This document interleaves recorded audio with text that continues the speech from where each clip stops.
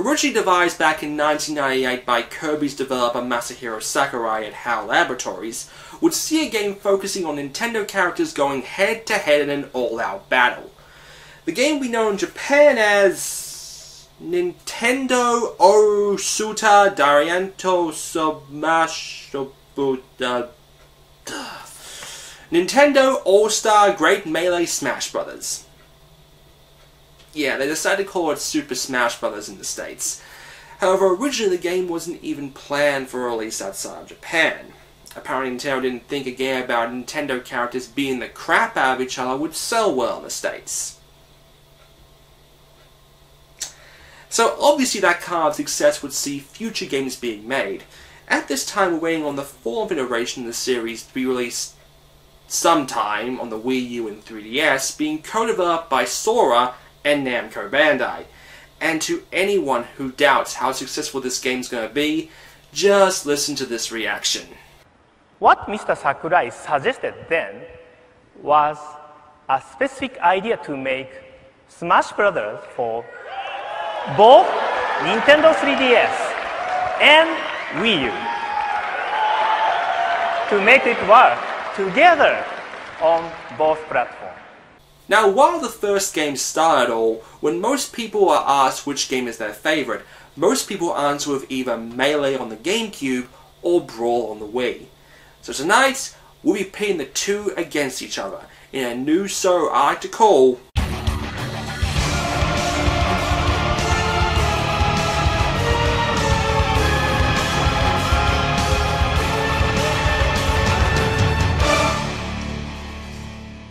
We'll be pitting Brawl and Melee against each other in 5 rounds, with the most points winning, starting with the original Smash Bros. Gave us 12 characters: Mario, Link, Samus, Kirby, Donkey Kong, Pikachu, Fox, Yoshi, and 4 unlockables in Captain Falcon, Jigglypuff, Luigi, and Ness. Melee, on the other hand, introduced 13 more characters, giving us a grand total of 25, while Brawl introduced 16 new characters, but lost 5 of Melees, to give us a grand total of 36. Now, you'd think that'd be a point against Brawl, but you gotta look at it further. While it's true the roster for Melee was a major leap up in the original N64 game, it did cheat a little bit, giving us basically duplicates in Dr. Mario, Young Link, and Pichu. While Brawl did take some out, it replaced it with more variety like King Deity, Solid Snake, Sonic, and Rob the Robot. So I'm awarding the first point to Brawl. And if that didn't convince you, Brawl had pits and a discussion. And Brawl takes the first point. Next round. When asked what controller you use for either game, most people answer with this: the GameCube controller. Despite the system's lackluster sales, many gamers will agree that the Cube's controller was the standout of the 6th generation, and the fact that you could use it on your Wii and play Brawl with it went over so well that, in Japan at least, Nintendo re-released the GameCube controller in a white to match the console. So I guess having both games have GameCube option means a tie, right? Sadly, no. Unfortunately, while Brawl has the GameCube option, it also has the other options, which don't go over very well. However, we played both Melee and Brawl with the GameCube controller with 3 veteran characters: Link, Mario, and Kirby.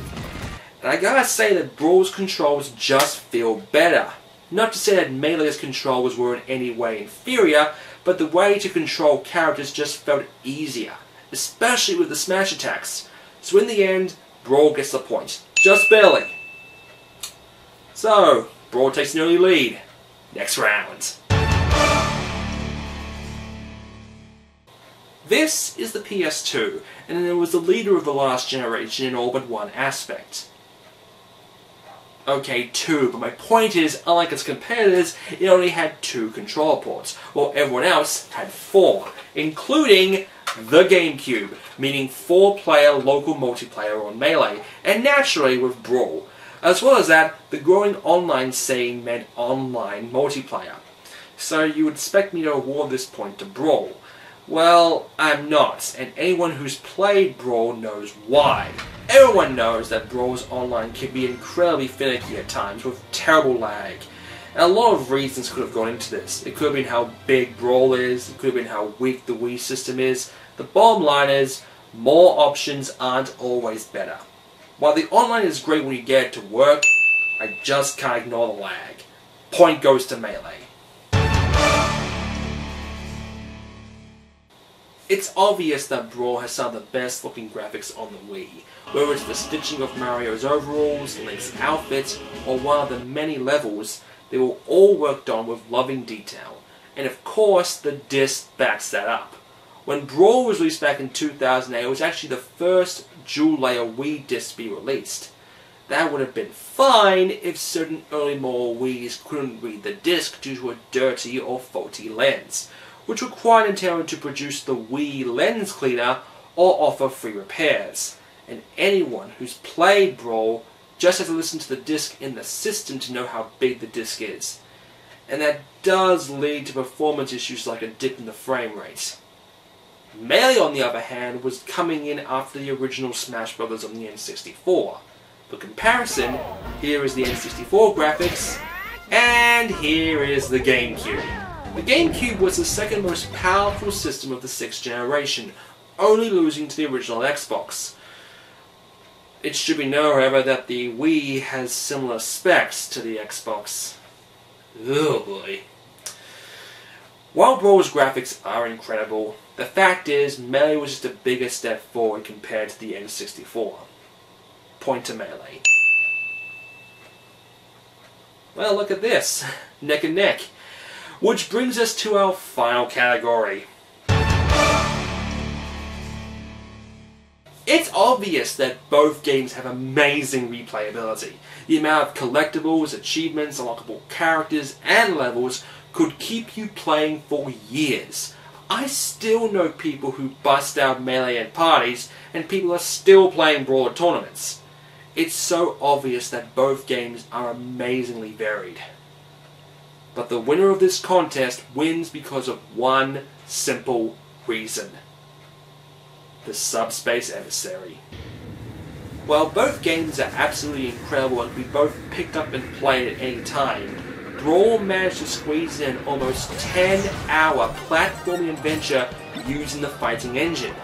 Put that with the stickers alongside the trophies, the level creator, the Wi-Fi when you can get it working, the assistant trophies, and of course I would be reminiscent if I didn't bring up the most unique feature in Brawl, the Final Smash. This was the biggest addition when it came to the game. The special moves coming from the title orb were creative, awesome, and anger-inducing at the same time. The bottom line is, both games have so much, but Brawl just had that little bit more. Yes, Brawl has problems, but you know what? So does Melee. And admit it, you guys are still playing it. Brawl was still one of the most played games on the Wii system. And for that, the first winner of head-to-head is Super Smash Bros. Brawl. Now, if you'll excuse me, I go put on my riot gear. I'm Enigma, and we'll see you all next time.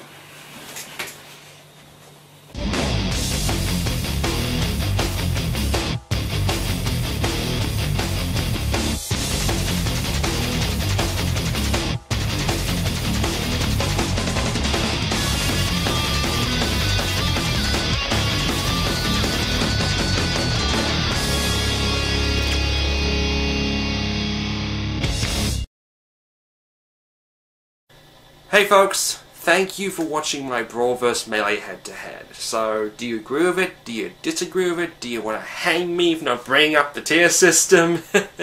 Oh boy. Leave your comments below, I appreciate them all. I'm also working on the next episode as we speak, and it's looking pretty good if I say so myself. Also, I have a poll up on my official Facebook page, facebook.com/unboxshow. I'm asking everyone, which Wii U game should I review first? There's Nintendo Land, Assassin's Creed 3, Tang, Zombie U, and many others for the launch lineup. So please vote, I really would appreciate it. So, I'm Enigma, thank you for watching, we'll see you again next time.